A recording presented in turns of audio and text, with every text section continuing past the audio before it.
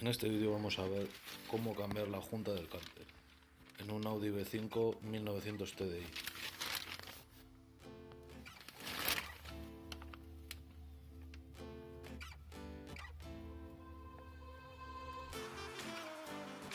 Tendremos que soltar el taco trasero de la cuna,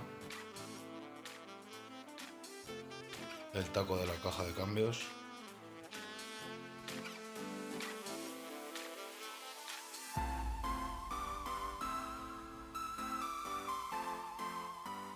el taco delantero de la cuna, que tiene varios tornillos, y los tacos de motor delanteros.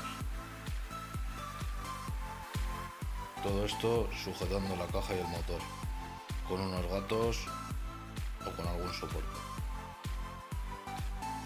Vale, cuando soltamos nos dejan unos 3-4 centímetros de margen, lo que cae la cuna, suficiente para sacar el cárter.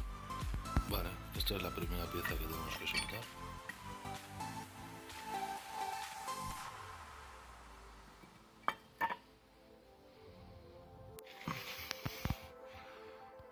Así tendremos acceso a todos los tornillos de la parte trasera del cárter. Vale, pues en la parte trasera tenemos un par de tornillos que nos coinciden con el volante motor, con el volante de inercia. Entonces tendremos que girar el cigüeñal un poco para que nos libere un hueco para meter la llave.